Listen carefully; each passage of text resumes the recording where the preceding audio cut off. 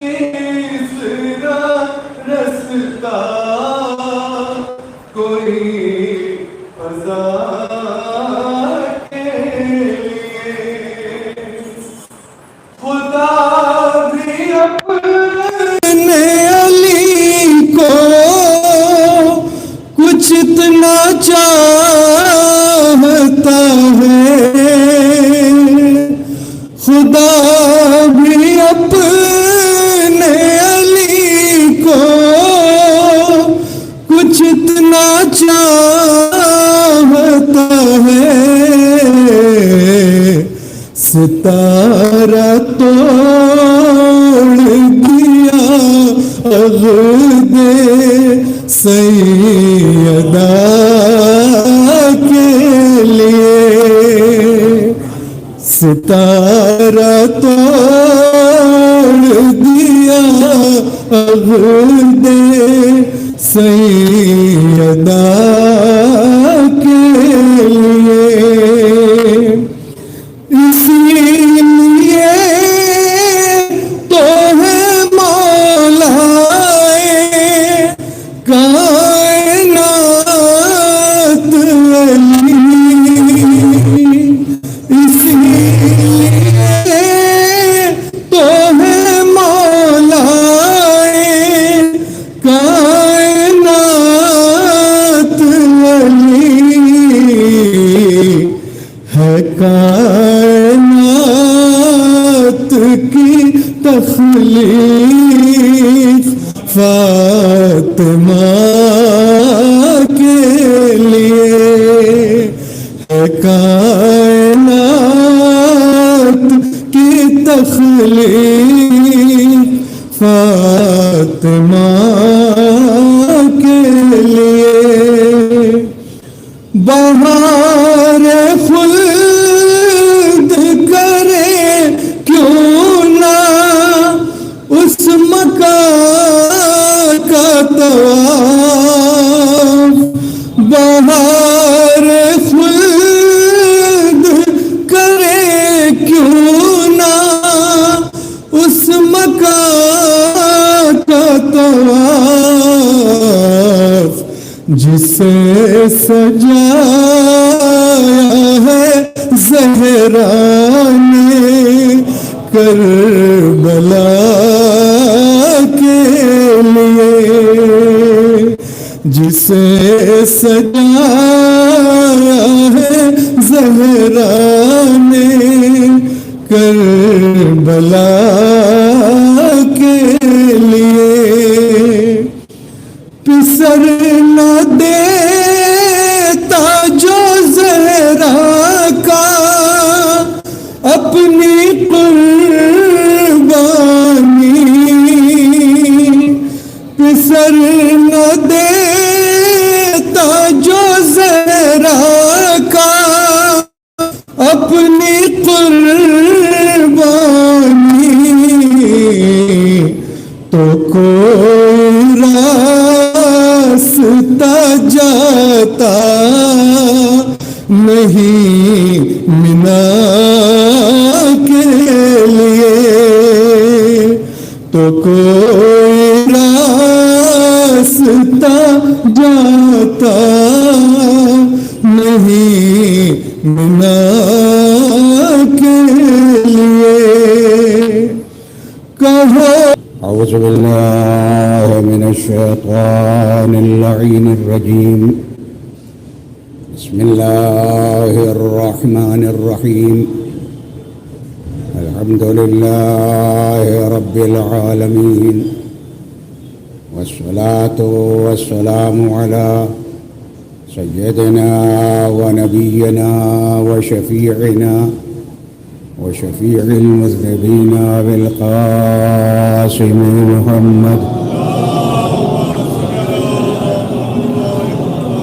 وآله الطيبين الطاهرين المعصومين المظلومين، ولعنة الله على أعدائهم أجمعين من يومنا هذا إلى يوم الدين، أما بعد، فقد قال الله سبحانه تبارك وتعالى وقوله الحق بسم الله الرحمن الرحيم إنا هديناه السبيل إما شاكرا وإما كفورا صلوات بھی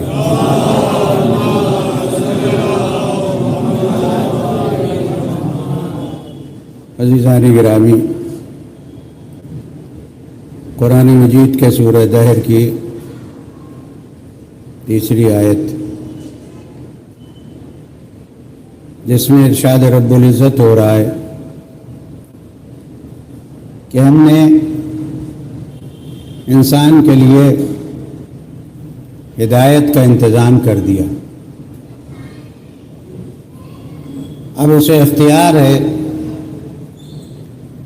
کہ چاہے شکر ادا کرے اور چاہے انکار کرے۔ شکر کرے گا تو شاکر کہلائے گا، کفر کرے گا تو کافر کہلائے گا۔ اس لیے کہ اللہ نے جس سلسلے کو بھیجا ہدایت کے لیے، اسے علم، شجاعت، تمام کمالات سے آراستہ کر کے بھیجا، تمام کمالات، اور سب سے عظیم شے جو تھی معجزہ دے کے بھیجا۔ اور معجزہ اس لیے دے کے بھی بھیجا تاکہ جھوٹے دعویٰ کرنے والے جو ہیں وہ لاجواب ہو جائیں، کیونکہ ہر زمانے میں کچھ جھوٹے دعویٰ کرنے والے تھے، نبوت کے مقابلے پہ، امامت کے مقابلے پہ، آج بھی ہے۔ ابھی گزشتہ سال ایران میں ہر مسجد سے ایک آدھ دیوانہ کھڑا ہو جاتا تھا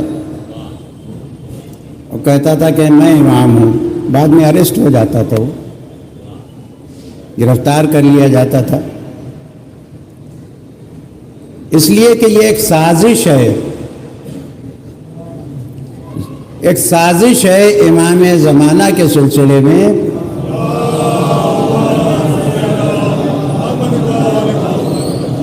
کہ لوگوں کو گمراہ کیا جائے، لہذا وہ دعویٰ کرتا تھا، بعد میں اریسٹ کر لیا جاتا تھا، گرفتار ہو جاتا تھا۔ کئی ایسے ہوئے کہ میں کئی برس سے امام ہوں مگر اب ظاہر ہوں، وہاں ہوں، سڑکوں پہ ٹہل رہا ہے تلوار لیے ہوئے مثلاً کہ میرا ظہور ہو گیا ہے، اس لیے کہ دنیا میں دیوانوں کی کمی تھوڑی ہے۔ یہی غلام احمد قادیانی جو تھا، اس کی ہسٹری بڑی عجیب ہے۔ یہ انگریزی حکومت میں 15 روپے پہ نوکر تھا تحصیل میں، وہاں انگریزوں کو ایک ضرورت ہوئی مسلمانوں میں ایک رسول کی، تو اس کو جو شوگر کا مریض بھی تھا، ایک جیب میں گڑ رکھتا تھا، دوسرے میں ظاہر ہے ان کے یہاں ایک شے اور بھی ہوتی ہے، مٹی کا ڈھیلا، وہ رکھتا تھا یہ، لیکن یہ بھول جاتا تھا کہ یہ گڑ ہے یا مٹی کا ڈھیلا، ایسا دیوانہ تھا یہ۔ الٹی چپل پہن لیتا تھا دائیں پیر میں، بائیں پیر میں جو ہے دائیں، یہ اس کے ہسٹری میں لکھا ہوا ہے، بالکل چھپا ہوا معاملہ ہے، دیکھنے سے تعلق رکھتی ہے۔ اس کو تیار کیا ختم رسالت کے خلاف، ختم رسالت کے خلاف، اور سہارا دیا استعماریت نے، انگریزوں نے، برٹش گورنمنٹ نے اس کو سہارا دیا. ظاہر ہے کہ اس زمانے میں حکومت یہاں بھی انہی کی تھی، اور حکومتوں جس کو سہارا دے دیں کیونکہ میڈیا ساتھ میں ہو جاتا ہے، لہذا اس کو جو ہے وہ اس نے قرآن کے مقابلے پر یہ تو نہیں لکھ سکا، لکھوائی گئی ہے کیونکہ اتنی بھی صلاحیت اس میں نہیں تھی کہ یہ قرآن کے مقابلے میں کوئی قرآن جانتا ہی نہیں تھا عربی. یہ قادیان کا رہنے والا تھا، یہ پاکستان کی سرحد پہ. چنانچہ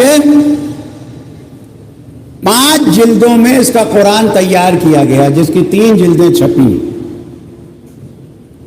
لیکن اسے کیا کیا جائے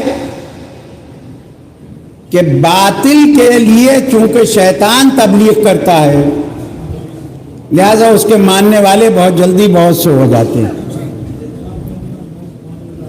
بہت سے زیادہ اس کے ماننے والے ہو جاتے ہیں، کیونکہ شیطان جو ہے وہ ساتھ ساتھ ہوتا ہے نا.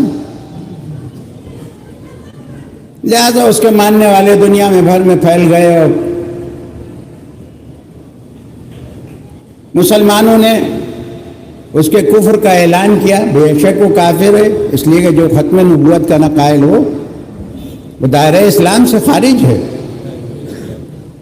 اس لیے کہ ہم بھی ختم نبوت کے لیے قائل ہیں، یہاں تک کہ ہم نے امیر المومنین جیسے کو بھی رسول نہیں کہا.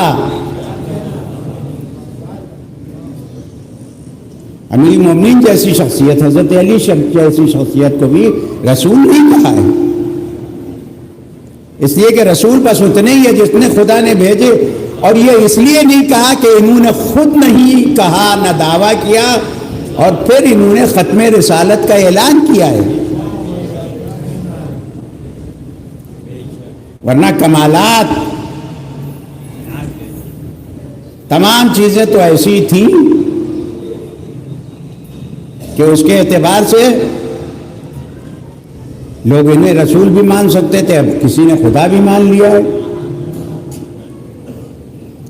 اس لیے کہ قرآن میں ہے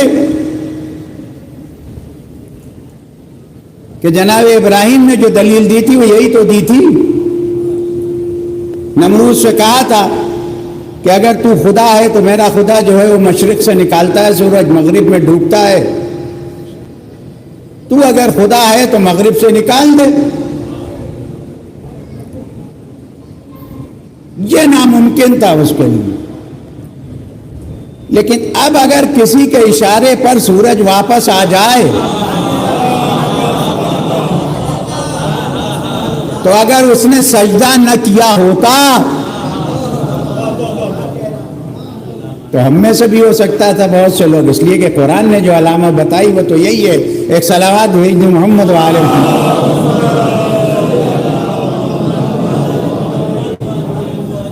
مردوں کو زندہ کرنا. جناب ابراہیم نے یہ بھی تو دلیل دی تھی کہ اگر تو خدا ہے تو مردے کو زندہ کر دے، اگر تو رب ہے تو مردے کو زندہ کر. وہ اختیار میں نہیں تھا.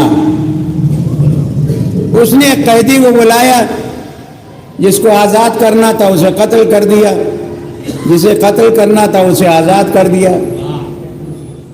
جناب ابراہیم نے اسی لیے دوسری دلیل دی تھی. اب اگر کوئی مردوں کو زندہ کر رہا ہے، 1000 سال پرانی قبر تھی جس میں سے مردے کو نکال کے امیر المومنین نے زندہ کیا ہے. یہی فاتح ہے، یہی اب یہ ام فروہ انصاریہ پہلی مقتولہ ہیں ولایت علی کی.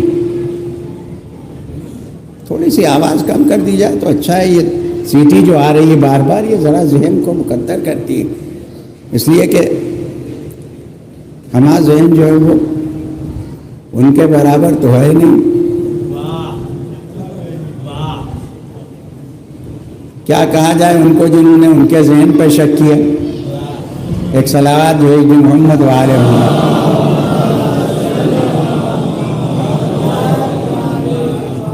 ام فروہ انصاریہ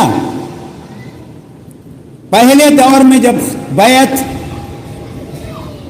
مکمل ہو گئی، اب جس طرح سے ہوئی تھی وہ تو ظاہر ہو، تو یہ پہلے صاحب کے سامنے پہنچی اور جانے کے بعد انہوں نے جو سوال ان سے کیا گیا تھا، ام فروہ انصاریہ تم مجھے کیسا جانتی ہو؟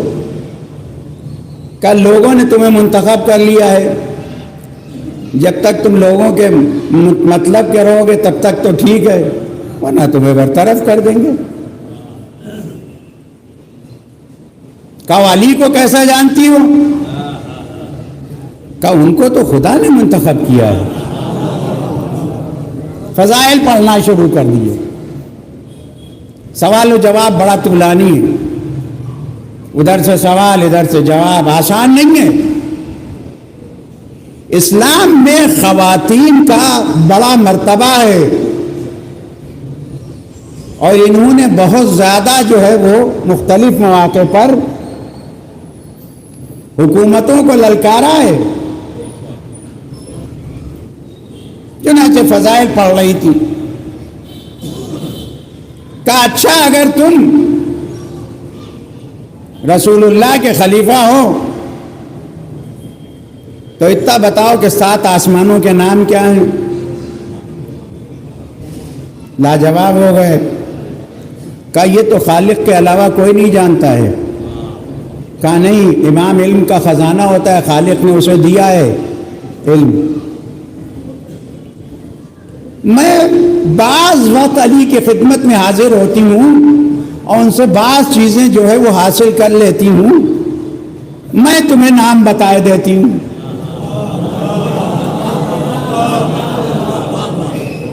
یہ ہے ایک ادنا خاتون جو معصومان ہے نہیں ہے، ایک عام صحابیہ ہے،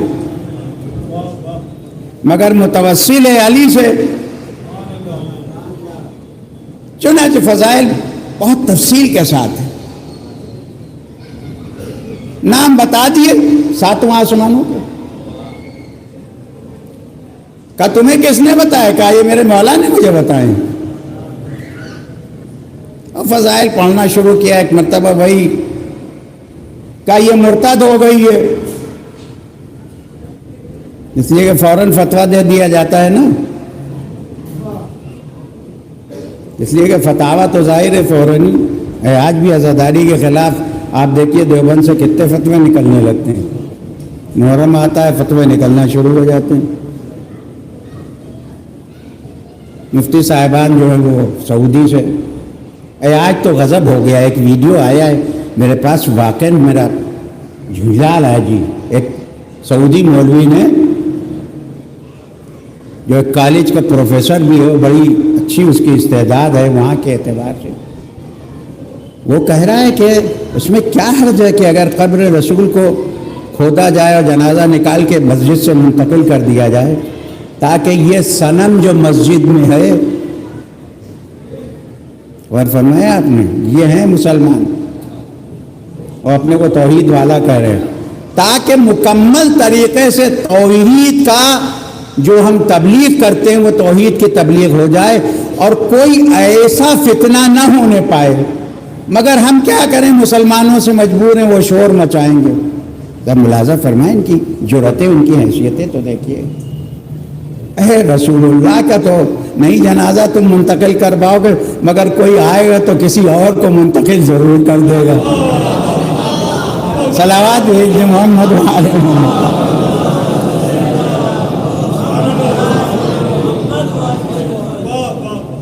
یہ حقیقت آپ ملاحظہ فرمائیے، جسارتوں کی انتہا ہے۔ تو کہا انہیں قتل کر دو۔ یہ پہلی عورت ہے جو بعد رسول قتل کی گئی ہے، محبت علی میں۔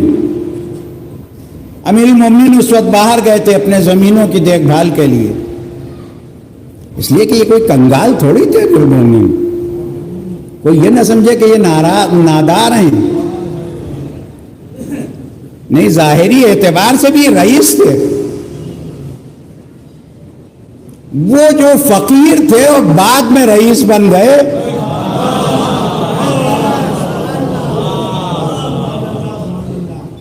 یہ رئیس تھے پشتینی۔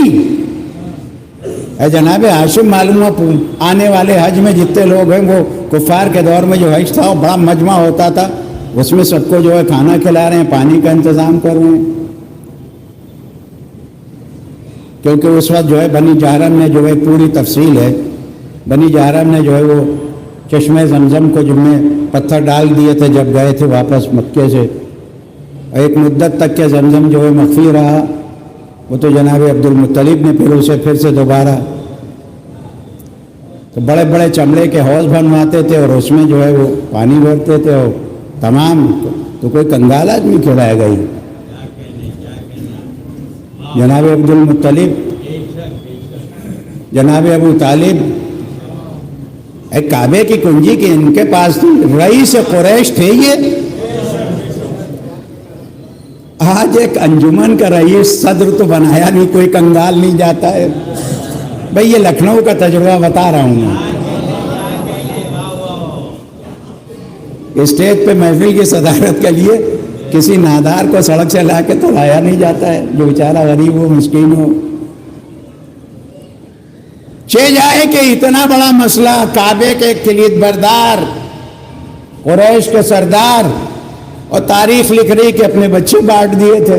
اب یہ جھوٹ جو لکھا جا رہا ہے، یہ وہی کارخانہ حدیث سازی تھا جو شام میں قائم کیا گیا تھا، قتل کر دیا۔ امیر المومنین اپنے باغات میں گئے ہوئے تھے، زمینوں پہ گئے ہوئے تھے، واپس آئے، انہیں معلوم ہوا کہ قتل کر دی گئی ہیں ام فروہ انصاریہ، دفن بھی ہو گئی۔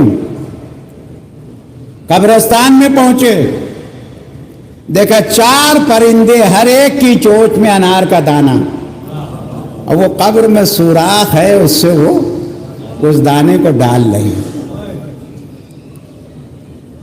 امیر المومنین نے کچھ کلمات ارشاد فرمائے،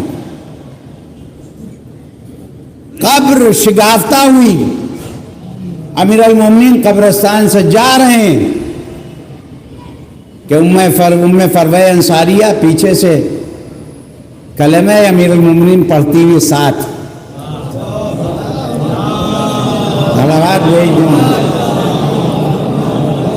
ولایت کا کلمہ زندہ ہو گئی۔ یہاں معلوم ہوا، اب اس روایت کے سلمان ناقل ہے، اور دمت الثاقبہ میں ہے، یہ دمت الثاقبہ ہماری معتبر کتابوں میں سے اور بھی جگہوں پہ سلمان ناقل ہیں کہ میں اس وقت بڑے صاحب کے پاس موجود تھا۔ ظاہر ہے بھائی بڑے صاحب تو ہو ہی گئے تھے، اس لیے کہ میں بڑے صاحب اور منجولے صاحب اور چھوٹے صاحب کہتا ہوں تاکہ شان میں گستاخی نہ ہونے پائے۔ بھئی صاحب ظاہر ہے، صاحب تو صاحب ہے ہی ہے، صاحب رسول۔ یہ جو پہنچی سامنے اور معلوم ہوا، تو یہاں پہ سلمان کہتے ہیں کہ بڑے صاحب نے کہا کہ علی تو وہ ہیں جو ابتدائے آفرینش سے مردوں کو زندہ کر سکتے ہیں۔ اے عزیزان گرامی، آج ایک ذرا سے چمتکار دیکھ لیا جائے تو لوگ دیوانے ہو جاتے ہیں، سمجھے آپ؟ ایک ذرا سے چمتکار نظر آ جاتا ہے۔ اب میں کہاں کہاں بتاؤں کہ کیسے کیسے ہندوستان میں جو حالات چمتکار غیروں کے ہاں بھیڑ اکٹھا ہو جاتی۔ وہ کیسے تھے جنہوں معلوم تھا، دیکھ رہے تھے، اس کے باوجود انہیں کہیں سے توفیق نہیں ہوتی تھی۔ یہ صرف لالچ دنیا تھی، اسلام کو برباد کیا ہے لالچ نے۔ لالچ اقتدار جس نے ہر ظلم کو روا رکھا ہے، اور پھر اہل بیت سے دوری اس لیے کی جا رہی ہے، کروائی جا رہی ہے کہ ملوکیت والا انداز آ رہا ہے۔ تیسرے دور سے بالکل تاریخ فیکٹ لکھا ہوا ہے۔ اس لیے ایسی روایات گڑوائی جانے لگی، مثلا رسول اللہ جو ہیں وہ عام دنیاوی امور سے ناواقف تھے۔ ایک کھجور والی روایت، باغ کی طرف سے گزر رہے تھے، وہ باغبان جو ہے کھجور کے وہ زیرہ جیسی کوئی شے ہوتی ہے اسے چھڑکتے ہیں کھجور کے باغ میں۔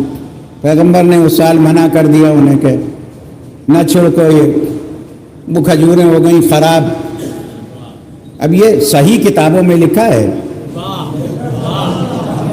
یہ چیزیں جو ہیں یہ صحیح کتابوں میں ہیں، اب غلط میں کتنا ہوگا وہ مجھے اللہ جانے، اس کا رسول جانے۔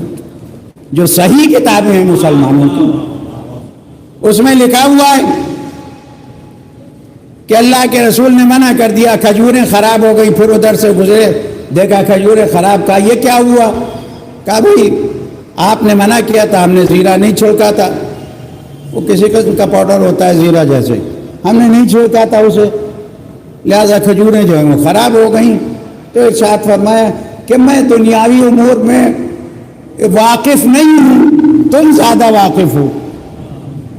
اب یہ روایت بتائیے پیغمبر، تو جب پیغمبر کے لیے ایسی روایات ہیں تو اگر علی کے لیے ایسی روایات گڑھی جائیں تو تعجب کیا ہے؟ نماز میں بھول جاتے تھے، 2 رکعت پڑھا دی ظہر کی یا عشاء کی، اور اس کے بعد جا کے اس کھجور کے تنے سے جو ہے ٹیک لگا کے آپ جو ہے اپنے ہاتھ پہ ہاتھ جو ہے وہ مارنا شروع کر دیا، جیسے غصے میں کوئی آدمی جو ہے وہ۔ اب یہ لکھا ہوا ہے، یہ سب جو ہے وہی لکھا ہوا، بخاری اور یہ مسلم کی روایات ہیں یہ۔ چنانچہ ایک صاحب جو بہت بعد میں اسلام لائے تھے، ان کی روایت ہے یہ، انہوں نے کہا، ایک صحابی کا نام لیا کہ وہ بڑے جری تھے، حالانکہ وہ صحابی 5 برس پہلے ان کے اسلام لانے سے بدر میں شہید ہو چکے تھے۔ ان کی دیانت کا اندازہ ابو ہریرہ کی تو دیکھیے آپ، بڑے ذہین تھے، یہ یہودی سے مسلمان ہوئے تھے، 5 برس پہلے ان کے اسلام لانے سے جو ہے وہ ان کی شہادت بدر میں، اور ان کو کہہ رہے ہیں کہ وہ موجود تھے، وہ بڑے جری تھے۔ انہوں نے کہا کہ اے رسول اللہ، آپ نے تو آج نماز جو ہے وہ مختصر پڑھا دی، کیا کوئی وحی نازل ہو رہی تھی یا نماز کا حکم بدل گیا؟ پیغمبر نے کہا میں بھول گیا تھا، وہاں سے آیا اور باقی نماز انہوں نے پڑھا دی۔ اب یہ رسول اللہ کے سلسلے میں لکھا جا رہا ہے، رسول اللہ کے سلسلے میں اس لیے لکھ رہے ہیں کہ امامت کو چھوڑا ہے، امامت کو چھوڑا ہے، لہذا لکھ رہے ہیں۔ پھر اس کے بعد جو ناچ گانے والی روایتیں، ان کا تو انبار لگا ہوا ہے صحابہ میں، کس قدر شوق تھا نعوذ باللہ رسول کو۔ حبشیوں کا ناچ تو بس بالکل بہت مشہور تھا، وہ ہر وقت گویا مسجد میں ہوا کرتا تھا، مسجد کے باہر، مسجد کے باہر حبشیوں کا ناچ ہر وقت ہوا کرتا تھا، اور رسول اللہ دیکھا کرتے تھے، اور ساتھ میں جو تھا وہ بھی آپ جانتے ہیں، جو تھی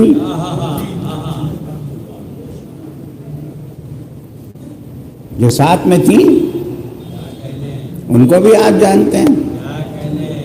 اور جو کچھ لکھا ہوا ہے، ایک عام شخص اپنی ماں کے لیے وہ باتیں نہیں لکھے گا جو ام المومنین کے لیے لکھی گئی، جو روایات ہیں۔ پیغمبر جو ہے وہ دیکھا کرتے تھے، اس قدر شوق تھا، یہاں تک کہ پیغمبر تھک گئے اور اپنا قدم ادھر سے ادھر ادھر سے ادھر جو اٹھا رہے تھے اور رکھ رہے تھے کہ اتنے میں ان محترمہ نے پوچھا کہ ایسا لگتا ہے آپ تھک گئے ہیں. کہا مگر تمہیں ابھی اور دیکھنا ہے. یہ اگر رسول کو چاہتی ہوتی تو اسی وقت واپس لے آتی. یہ فرمانے لگی کہ نہیں مجھے دیکھنا تو ہے, میرا تو دل چاہ رہا ہے, تو رسول اللہ رکے رہے. اب بتائیے اسلام ہم کس سے لے میں, رسول کی سیرت کس سے لے میں؟ یہ روایات اس لیے, یہ حدیث, یہ چیزیں, یہ جھوٹے واقعات اس لیے کہ بعد والے جو آنے والے تھے ملوکیت والے, ان کو اسی پہ شوق تھا. چنانچہ اب آتے آتے مسجد کوفہ میں جس وقت ساحر کا مظاہرہ ہو رہا تھا, ساحر کا جو مظاہرہ ہو رہا تھا, ولید ابن عقبہ تیسرے دور کا گورنر ہے کوفہ, جس کا عالم یہ تھا کہ رات بھر شراب پیتا تھا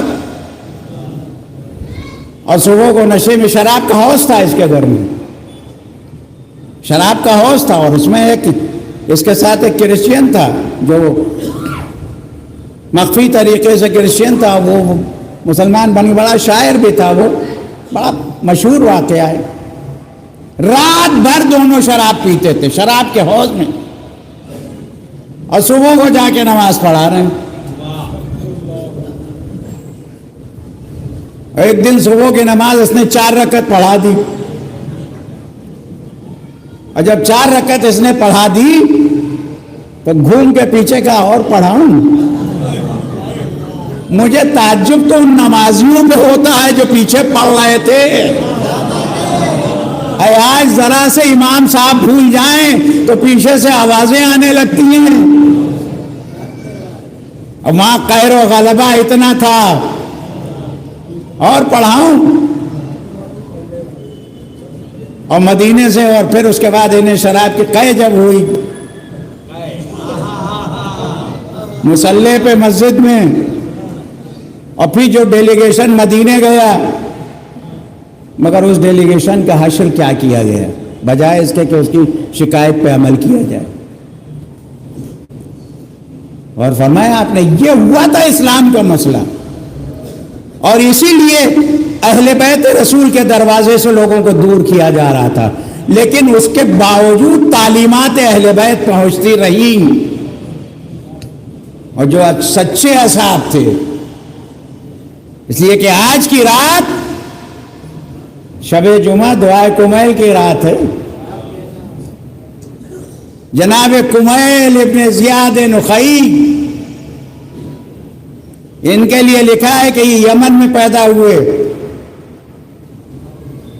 رسول اللہ کی صحابیت میں اختلاف ہے کہ یہ کم سن تھے اس وقت, گئے یا نہیں گئے اس میں بھی اختلاف ہے, لیکن صحابیت علی اتنی مکمل تھی, اتنی مکمل تھی. جمل میں شریک ہوئے ہیں یہ, ہم رکعت تھے امیر المومنین کے. اس قدر امیر المومنین نے علم النفس نے دے دیا تھا کہ سامنے سے آدمی گزرتا تھا تو یہ دل کا حال بتا دیتے تھے. یہ صحابی کی کیفیت ہے تو امام کیسا ہوگا؟ صلوات بھیجتے محمد و آل محمد.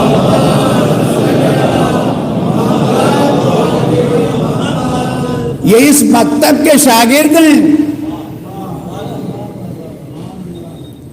جناب کمیل بڑی عظیم شخصیت ہے جن پر امیر المومنین کو بڑا اعتماد تھا. اور یہ دعائے کمیل جو ہے آپ بہتر جانتے ہیں, میں تو عرض کرتا ہی رہتا ہوں کہ بچوں کو لیے میں پڑھتا ہوں. دعائے کمیل جمل کے بعد بصرے میں امیر المومنین تشریف فرمائیں. اب تو شپ جاتے نہیں ہیں, ورنہ وہ مسجد امام علی کے نام سے وہ جگہ موجود ہے. جہاں جہاں ان کے قدم گئے ہیں اللہ نے اسے محفوظ کر دیا ہے. میں نے اس مسجد کی زیارت کی ہے جمل سے امیر المومنین نے جس مکان میں قیام فرمایا تھا وہاں مسجد بنا دی گئی یادگار، اور وہ ہے بحمداللہ۔ وہاں تشریف فرما تھے شب جمعہ۔ جناب کمیل نے عرض کی یا امیر المومنین کوئی دعا تعلیم فرما دیں۔ آپ نے یہ دعائے خضر تعلیم فرما دی جو دعائے کمیل کہلانے لگی۔ معرفت کا خزانہ ہے، معرفت کا خزانہ ہے، اس لیے دعاؤں کے ذریعے سے ائمہ کے ہم اللہ کو پہچان سکتے ہیں۔ جس طریقے سے امیر المومنین نے عجز کا اعلان کیا ہے اللہ کے مقابلے پہ، ورنہ علی کسی اور کے مقابلے پہ عاجز نہیں ہوئے ہیں۔ بڑے بڑے میدانوں میں تو عجز کا سوال نہیں تھا، اللہ کے مقابلے پہ، اللہ کے سامنے جو مولا کا عجز تھا، انکسار تھا، اس نے بتایا ہے کہ کیسے ہونا چاہیے بندے کو۔ جس انداز سے دعائے کمیل آپ نے تعلیم فرمائی تھی، یا سری الرضا، صرف ایک ہی جملے کو دیکھ لے آدمی، اغفر لمن لا یملک الا الدعاء، اے جلدی راضی ہو جانے والے، مغفرت فرما اس کی جس کے پاس کچھ نہیں ہے سوائے دعا کے۔ کون کہہ رہا علی جیسی شخصیت جس کے پاس سب کچھ تھا کائنات کا، اے اللہ نے انہیں دیا تھا، ہم یہ نہیں کہتے ان کا ذاتی تھا، مگر ظرف دیکھ کے دیا تھا۔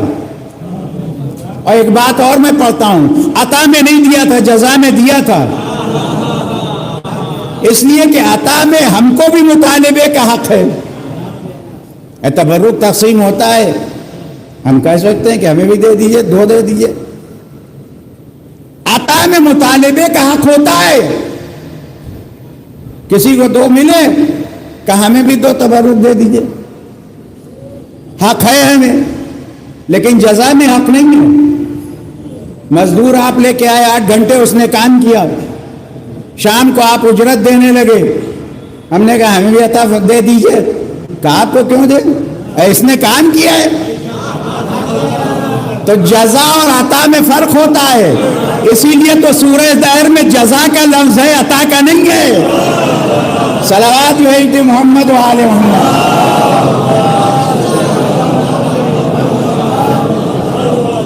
ایک اور صلوات بھیج دیں محمد و آل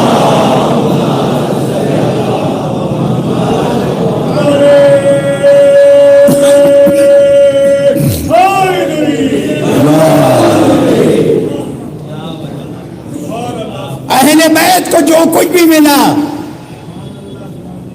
وہ جزا میں ملا ہے، عطا میں نہیں ملا ہے۔ کون ہے جو کھچی ہوئی تلواروں میں بستر پہ سوئے گا؟ ہے کوئی؟ کون ہے جو سب کے جانے کے بعد رسول کو تنہا بچائے گا؟ تاریخ پکار پکار کے کہے گی علی۔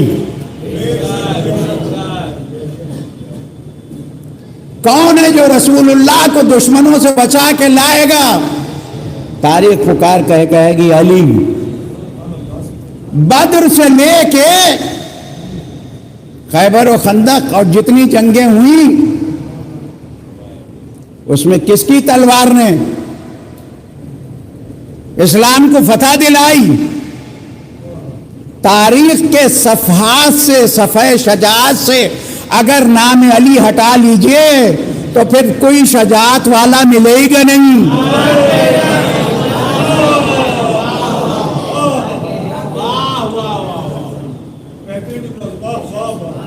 یہ علی اور اولاد علی ہے۔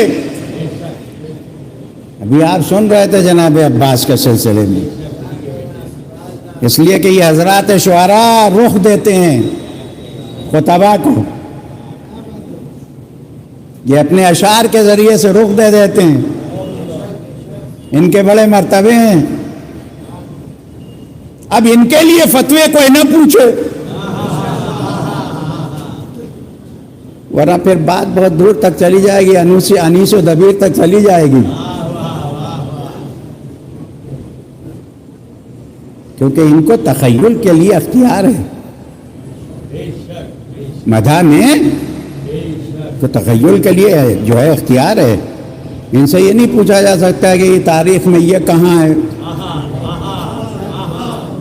اس لیے کہ تخیل میں مدح جو ہے، اے بادشاہوں کی مدح کی یہ لوگ خوش ہو جاتے ہیں، چہ جائے کہ یہ تو وہ ہیں کہ جتنی مدح کہی جائے، بس انہیں خدا نہ کہو باقی سب ہیں، یہ خود فرمایا ہے. اب وہ بھی میں عرض کر رہا تھا کہ چونکہ انہوں نے کہا ہے کہ ہم خدا نہیں ہیں، سجدے پہ سجدے کیے انہوں نے، ورنہ مردے کو زندہ کرنے کے بعد کون ایسا ہے جو ان کو خدا نہ کہتا؟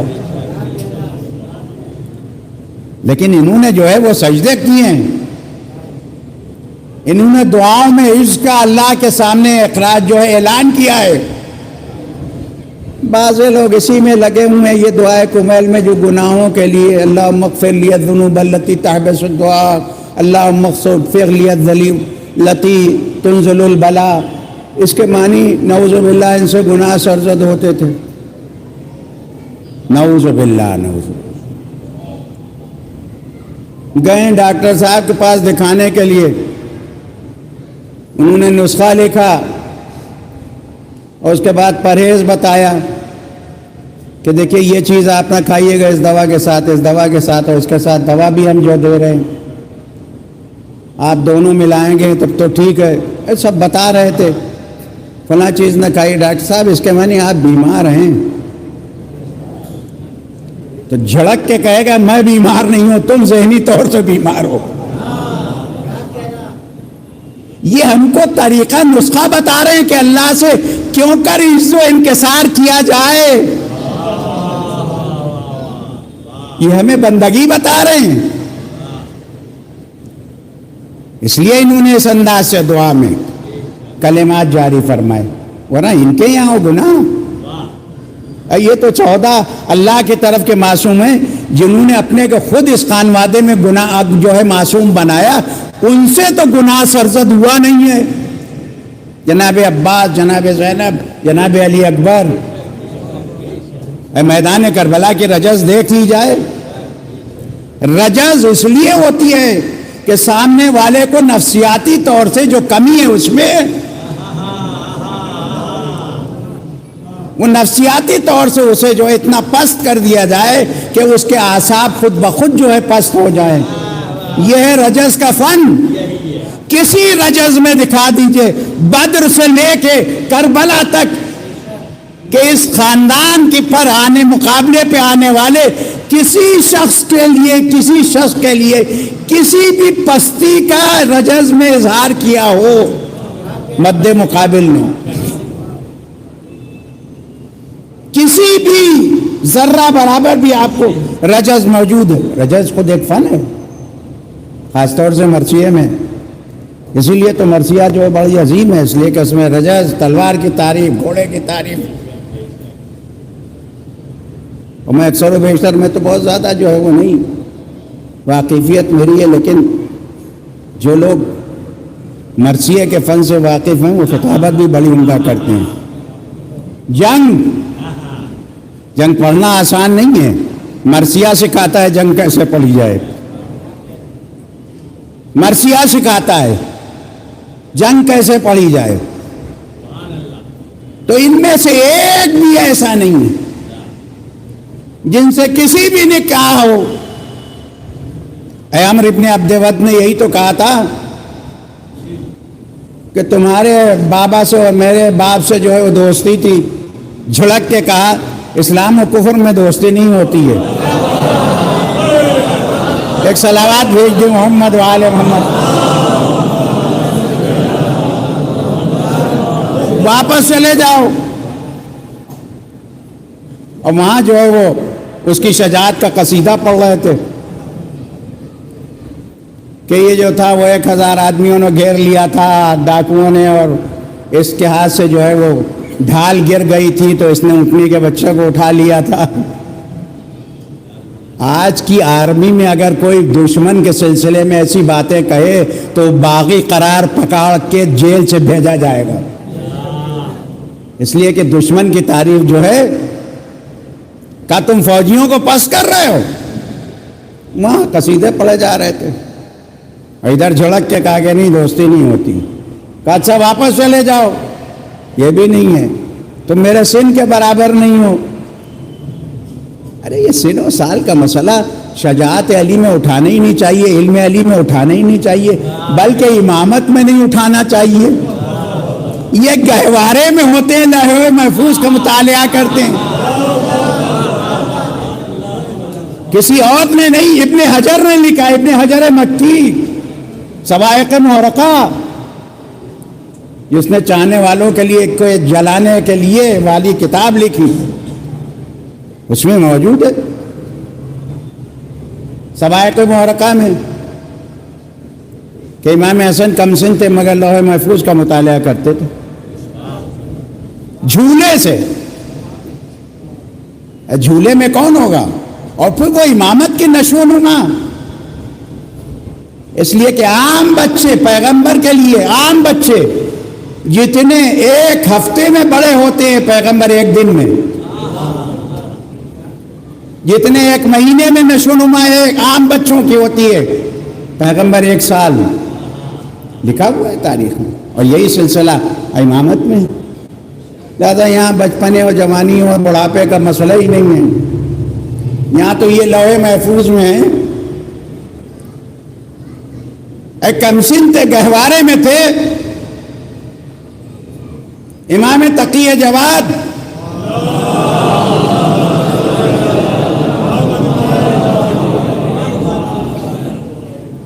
اس لیے کہ امام رضا کے ایک ہی فرزند ہیں، اکلوتے بیٹیاں ہیں امام رضا کی۔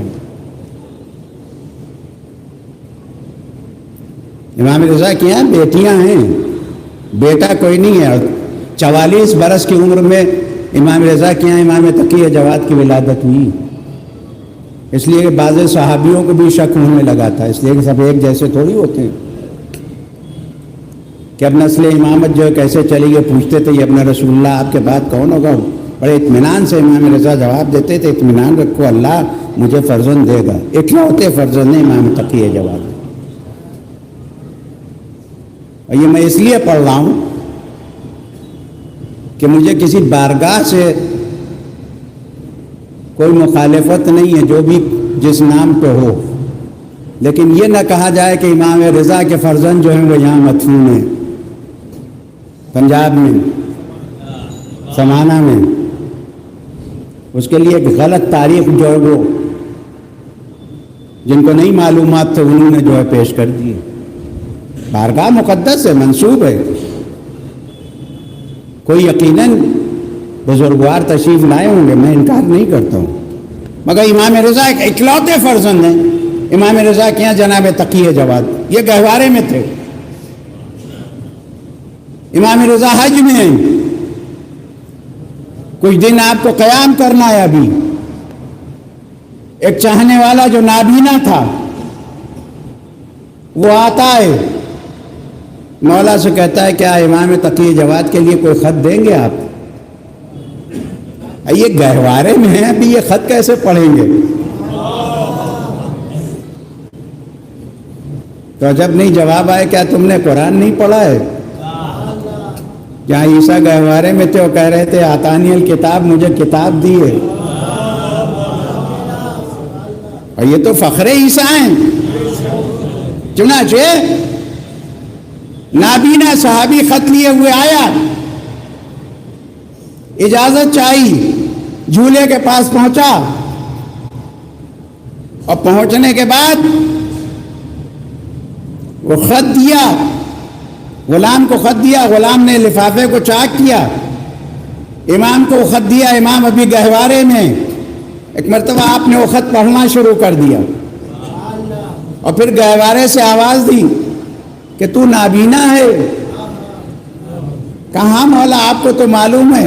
ایک دفعہ اپنا ہاتھ گہوارے سے نکالا، اس کے چہرے پہ پھیرا، آنکھوں میں بصارت آ گئی۔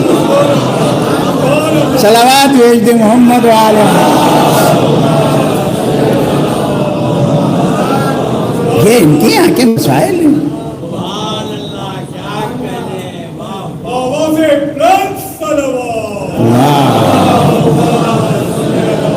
کتنے ہی کمالات.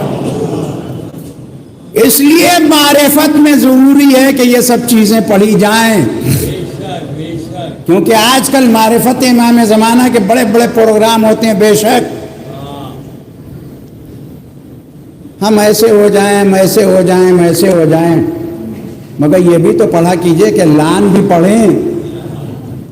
اس لیے کہ وہ آتے ہی جو ہے مکے سے مدینے تشریف لے جائیں گے، قبروں کو شگافتہ کریں گے، نکالیں گے، انہیں سزا دیں گے، انتقام لیں گے، اور ان پر لان پڑھتے رہتے ہیں. تو لان کے لیے بھی تو کہا کیجئے جو دشمن زہرا پہ لعنت نہیں پڑھ سکتا ہے وہ معرفت ایمان کیا رکھے گا. صلوات بھیجتے محمد والے محمد.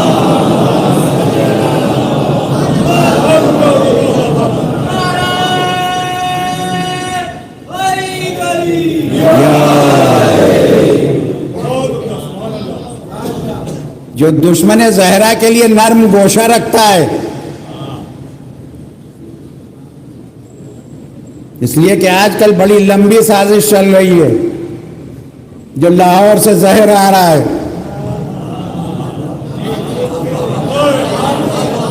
دشمنان اہل بیت نے ایک سانپ پالا ہے. اس لیے کہ روایت میں اس کو سانپ کہا ہے ایسے افراد کے لیے. ابھی میں دیکھ رہا تھا کہ روایت امیر المومنین کا کہا ہے ایک کو،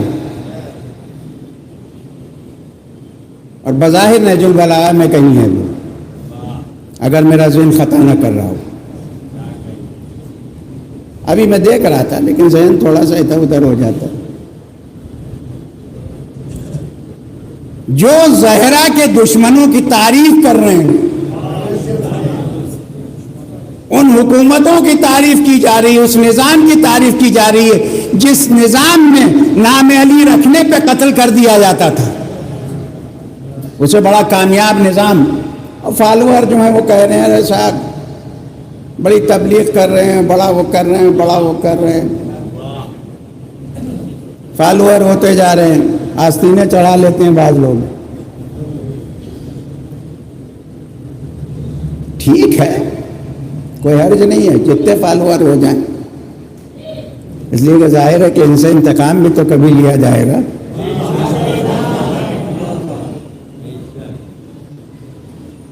تو نوجوانوں، بزرگوں، اہل بیت کے خلاف کوئی بھی رانگ تبلیغ کرے کبھی بھی کان نہ دھریے گا. اس لیے کہ ولایت علی کے خلاف، مظلومیت زہرا کے خلاف، اور یہ کوئی اکیلا مسئلہ نہیں ہے. عراق میں ایک محمود صرفی ہے، پاگل قسم کا آدمی. صدام کے زمانے میں جیل گیا تھا، وہاں سے اس کو مرجع بنا دیا صدام نے. وہ ملعون پہلی دفعہ اس نے 40 میں،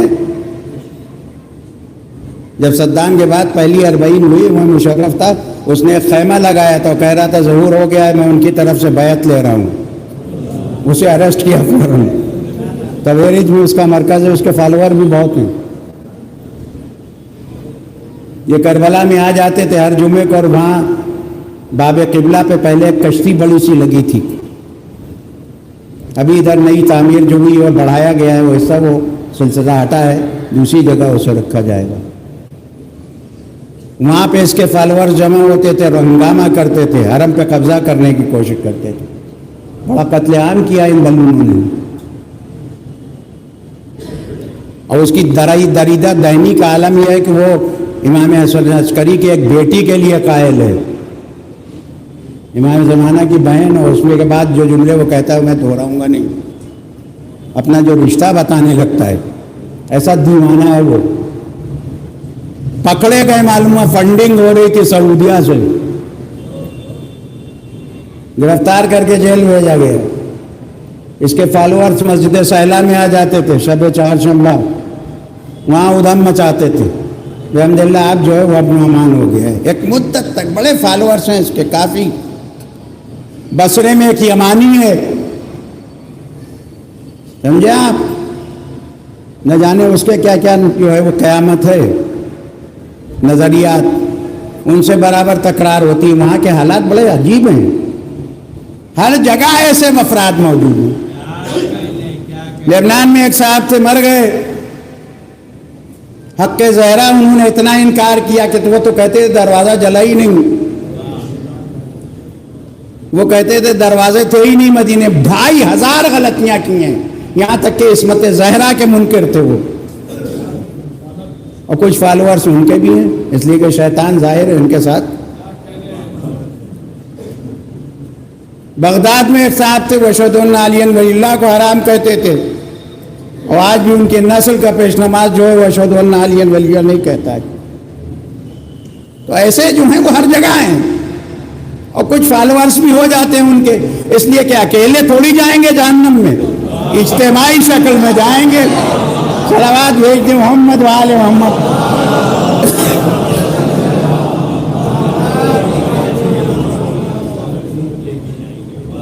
میں یہ کوئی بڑا دعویٰ نہیں کرتا ہوں, مگر میں نے ایسے ایسوں کو بہت دیکھا ہے, اور بڑی رعنائیاں ان کی, بڑی چمک دمک. ایران میں کمال حیدری پھنس گئے, اب ہاؤس اریسٹ ہوئے, کیونکہ امام زمانہ کے لیے نظریات جو انہوں نے آخر میں, اور بعین میں پیدل جانا ان کے نزدیک حرام, جائز نہیں. کہتے تھے کون امام گیا اپنے زمانے میں. انہیں معلوم نہیں تھا کہ باغ امام صادق سے امام صادق پیادہ جایا کرتے تھے. زائرین جاتے ہیں باغ امام صادق کی زیارت کرنے, پیادہ جاتے تھے امام. اچھی خاصی دوری ہے, غلام نے ہاتھ جوڑے, فرزند رسول سواری پہ جائیے کہ اللہ ہر قدم پر ایک حسنہ لکھتا ہے. کامل زیارات میں ہے یہ روایات, یہ نہیں ہیں. اور وہ کہتے تھے ناجائز ہے, جائز نہیں ہے, وہ جائز و ناجائز میں اب ہاؤس اریسٹ ہوئی مزے میں ہو, کیونکہ اب وہ امام زمانہ تک پہنچ گئے تھے. یہ پورا ایک مشن ہے جو چل رہا ہے دنیا میں, لیکن ایک فرش ہے جو اس مشن کو ناکام بنا دیتا ہے. ایک مشن ہے یہ جو آپ نے مظلومیت زہرا کے لیے مجلسیں منعقد کی ہیں, یہ بہت بڑا مشن ہے. اسی لیے گھبرا گھبرا کے پوچھ رہے ہیں یہ 20 دن کیوں ہو رہے ہیں, یہ سیاہ لباس کیوں پہنا جا رہا ہے. اے سیاہ لباس احتجاج کی نشانی ہے. اسی سال کا واقعہ ہے, پارلیمنٹ میں بڑے بڑے لیڈر گئے تھے کالے کپڑے پہن کے. یہی اگست کا مہینے میں محرم میں نے بھوپال میں اس موضوع پہ پڑھا تھا کہ جو لوگ کالے کپڑوں پہ احتجاج کرتے ہیں وہ آپ کہیں کہ کالے کپڑے پہننا صحیح نہیں ہے. احتجاج میں کالے جھنڈے دکھائے جاتے ہیں, لال جھنڈے تھوڑی دکھائے جاتے ہیں. یہ احتجاج کی علامت ہے سیاہ لباس. لوگ پوچھا کرتے ہیں عزا خانے گھروں میں کیوں بن رہے ہیں, دل میں ہونا چاہیے. تو دل میں جو ہے آدمی دل میں نماز بھی پڑھ لے, نماز بھی دل میں پڑھ لے. اظہار کی کیا ضرورت ہے.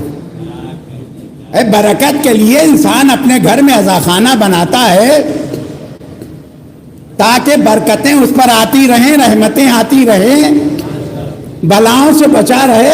اس میں کیا تکلیف ہے کسی کو, اسے نہیں اچھا لگتا ہے وہ نہ کرے. اس لیے کہ جسے جو نہیں اچھا لگتا, عزاداری نہ میری محتاج ہے نہ آپ کی محتاج ہے. ہم نہیں تھے تب بھی ہوتی تھی, ہم نہیں ہوں گے تب بھی ہوگی. مگر ہاں جنہوں نے ان کی فضیلتوں میں نوحے کہے، ماتم پڑھے، شب داریوں میں شریک ہوئے، فرش عزا پہ بیٹھے، انہوں نے اپنے کو زندہ جاوید بنا لیا۔ برسہ برس گزر گئے، نام ہیں ان کے، شعراء کے نام، خطبہ کے نام، عزاداروں کے نام یاد کیے جاتے ہیں وہ۔ تو اگر زندہ رہنا ہے عزت سے تو عزاداری سے وابستہ ہوئیے گا، اور اگر شہرت اہل بیت پر اعتراض کر کے تو شام والے کی بھی بڑی شہرت ہوئی تھی، کہاں گیا بنو امیہ کا اقتدار؟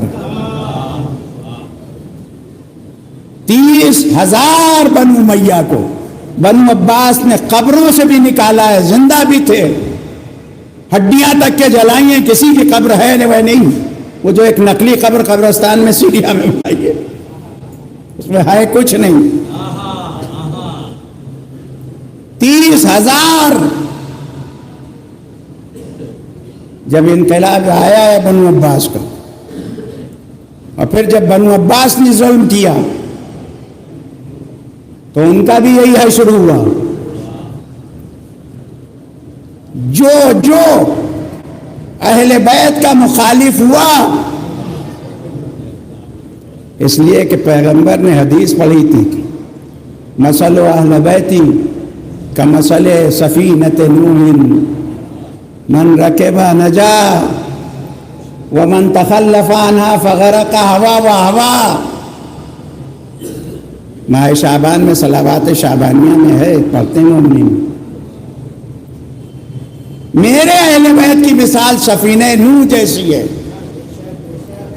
جو اس سفینے میں آ گیا نجا، اس نے نجات پائی، ومن تخلف عنہا، جس نے مخالفت کی، غرق وہوا، غرق ہوا، ہوا ختم ہو گیا، مٹ گیا، اس لیے کہ یہ نہ سوچے کہ کوئی ملاح اس کو بچا لے گا۔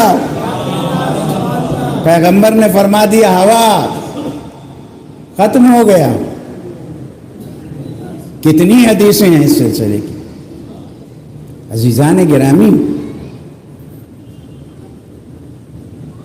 جملے سنا دوں مرزا جواد تبریزی مرحوم کے، کہ جو شخص حق کے ظاہرہ بیان نہیں کر رہا ہے، کر سکتا ہے، اس کے پیچھے نماز پڑھنا صحیح نہیں ہے۔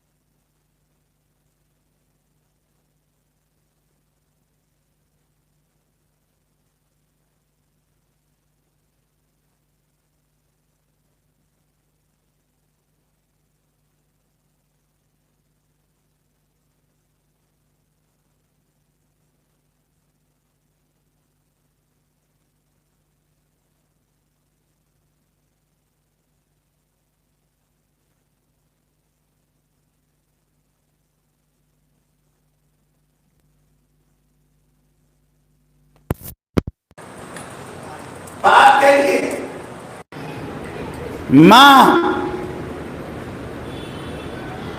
ماں کے درجے پہ ام ابیہا،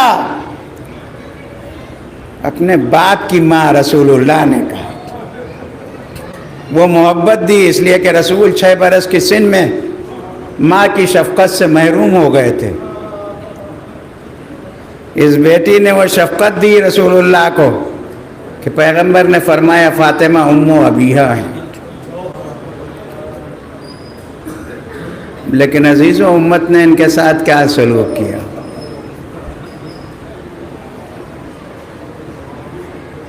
میں بار بار وقت کو دیکھ رہا ہوں، کچھ زیادہ وقت ہو جائے گا.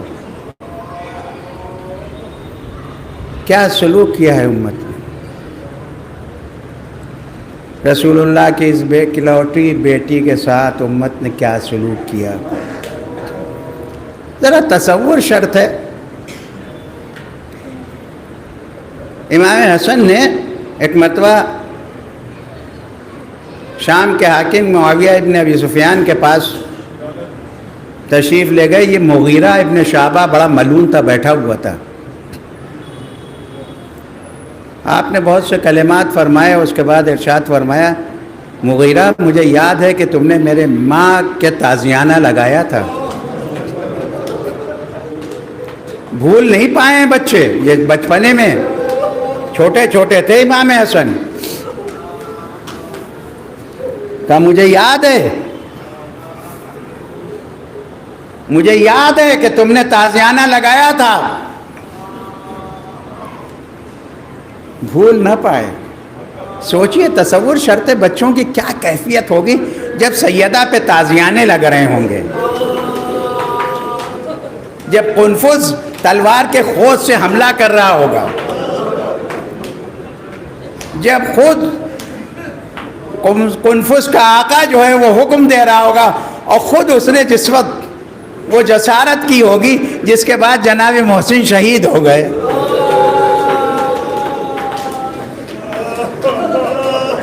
جاتے جاتے سیدہ کے سینے میں وہ زخم تھا، اس لیے کہ وہ دروازے کی کیل، دروازے کو جب دھکا دیا تھا تو وہ کیل بھی پیوست ہو گئی تھی.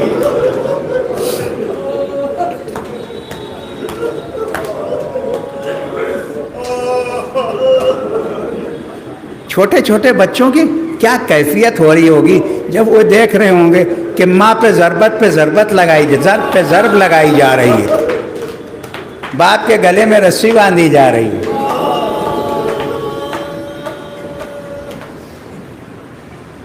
ہم زندگی بھر اگر اس ایک تازیانے کے لیے روئیں جو زہرا کی پشت پہ لگا ہے،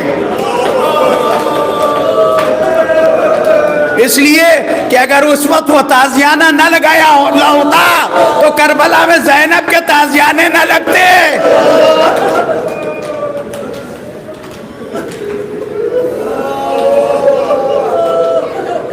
اسی لیے زیارت میں عاشورہ میں آپ پڑھتے ہیں لعن اللہ من اسس اساس الظلم والجور.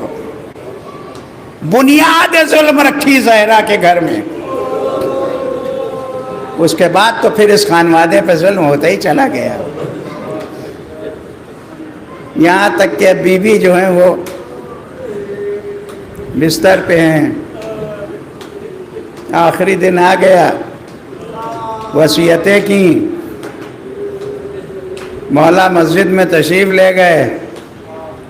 اسما سے کہا جب تک آواز آتی رہے تسبیح کی، تلاوت قرآن کی، سمجھ لینا میں زندہ ہوں. لیکن اسما میرے بچے جب گھر میں داخل ہوں،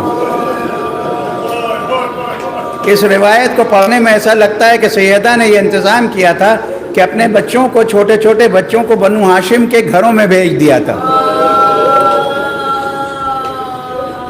کیونکہ ابھی یہ اس صدمے میں تھے جو نانا کا صدمہ تھا. اسما جب گھر میں داخل ہوں تو پہلے کھانا کھلا دینا. اسما دروازے پہ بیٹھی ہوئی کہ ایک مرتبہ آواز بند ہوئی. جب آواز بند ہوئی تو ایک مرتبہ حجرے کا دروازہ جب کھولا تو ماتھے پہ موت کا پسینہ. شہزادی کے پیر قبلے کی طرف، رخصت ہو گئی سیدہ،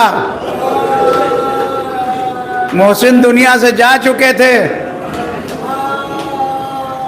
اسی لیے جب بھی کبھی بقیع میں جائیے گا تو کہیے گا السلام علیکہ یا محسن۔ اے علی و سیدہ کے گھر کے پہلے شہید،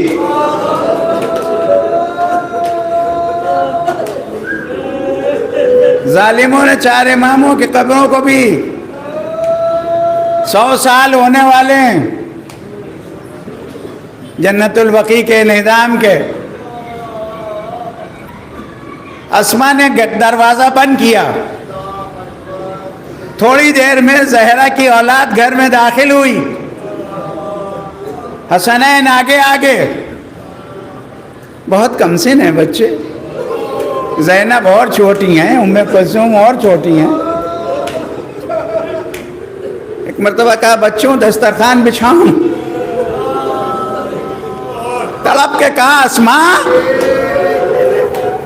تم تو ہمارے گھر میں بہت دن سے ہو، کبھی تم نے دیکھا ہے کہ ہم نے اماں کے بغیر کھانا کھایا ہو؟ یہ بتاؤ اماں کہاں ہیں؟ یہ کہہ کے دروازہ کھولا حجرے کا، ایک مرتبہ دیکھا ماتھے پہ موت کا پسینہ، سر سے اماموں کو پھینکا، مسجد میں آئے، بابا اماں چلی گئی نانا کے پاس۔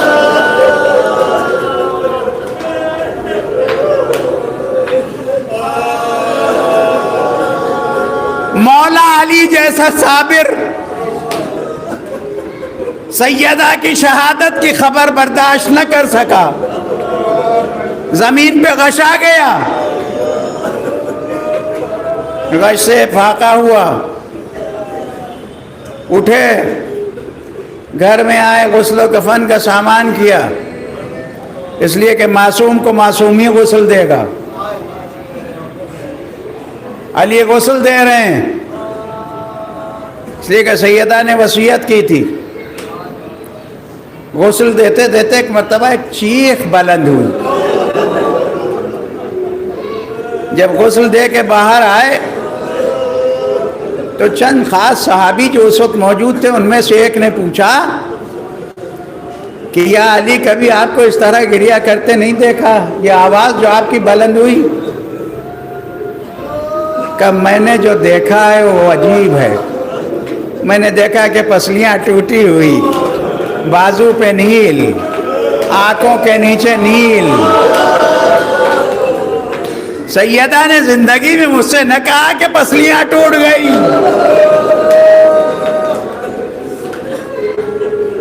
جنازہ تیار ہوا، حسب وصیت پردہ شب میں اٹھا، سیدہ کی قبر مخفی ہے، اسی لیے جب جانے والا جاتا ہے 3 جگہ زیارت پڑھتے ہیں۔ بقیع میں ہائے مظلومیت زہرا، بقیع میں قبر و منبر کے درمیان جو ریاض الجنہ کہلاتا ہے، اور بیت الشرف جو باب جبرائیل کے سامنے، یہ 3 جگہوں پہ معصومہ کی زیارت، اس لیے کہ قبر مخفی ہے۔ وہ جو امام حسن کے سرحانے قبر ہے وہ عباس ابن عبد المطلب کی قبر ہے، اور جو سائیڈ میں قبر ہے وہ جناب فاطمہ بنت اسد کی قبر ہے۔ سیدہ کی قبر مخفی ہے، اگر بقیع میں ہے تو امام حسن کے پہلو میں ہے۔ بہرحال دنیا نے ویران کر دیا ہے، امیر المومنین نے پردہ شب میں لائے، جنازے کو قبر میں دفن کیا، قبر میں رکھا، اور اس کے بعد ایک مرتبہ 40 شعر آپ نے فی البدیع کہے، آواز دی، اے زہرا، رسول اللہ کی شہادت کے بعد آپ کا اٹھ جانے سے اب یہ یقین ہو گیا کہ دنیا میں کوئی دوست کسی کا باقی نہ رہے گا، اور اس کے بعد کہتے ہیں یا رسول اللہ آپ کی بیٹی کو امانت جو آپ نے سونپی تھی میں نے وہ امانت واپس کی، مگر جب امانت آپ نے دی تھی تو پسلیاں صحیح و سالم تھی۔ ظلم امت پوچھ لیجئے گا اپنی بیٹی سے۔ اور آخر میں ایک مرتبہ کہتے ہیں زہرا اتنا بتاؤ، ابھی تک تو جب علی پر ظلم ہوتا تھا تو تم سینہ سپر ہو جاتی تھی، اب علی اکیلا ہو گیا، اب علی پہ ظلم ہوگا تو کون بچائے گا؟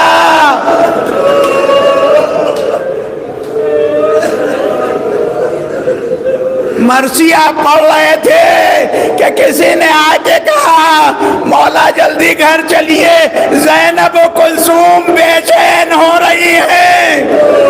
ایک مرتبہ قبر سے ودا ہوئے، گھر میں آئے، بیٹیوں کو گلے سے لگا لیا۔ میں کہوں گا زینب و ام کلثوم ماں اٹھی ضرور مگر علی نے گلے تو لگایا۔ ہائے حسین کی چھوٹی بیٹی، ہائے سکینہ، حسین کے بعد کسی نے گلے نہیں لگایا۔ تماچے لگ رہے، کانوں سے گوشوار چھن رہے۔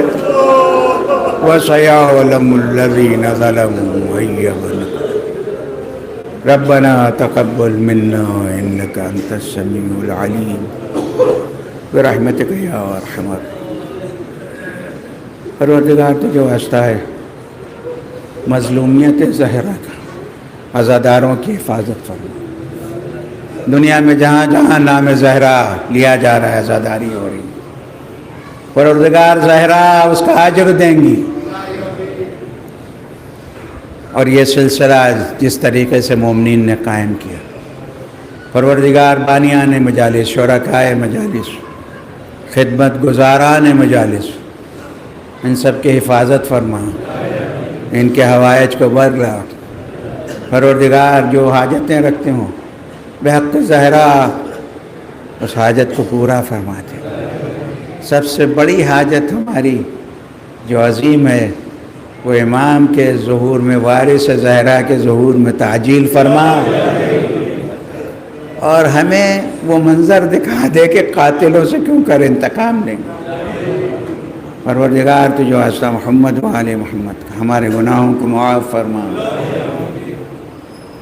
عزاداری کے دشمنوں کو نیست و نابود فرما، دشمنان اہل بیت جہاں جہاں ہیں انہیں جلد از جلد کیفر کردار تک پہنچا دے۔ پروردگار ہمارے مشاہد مشرفہ جہاں جہاں ہیں، ایران میں، عراق میں، دشمنوں کے شر سے حفاظت فرما۔ پروردگار تجھے واسطہ محمد و آل محمد، مومنین مومنات کے حوائج کو برلا بحق محمد و عطرت الطیبین الطاہرین۔ ربنا تقبل منا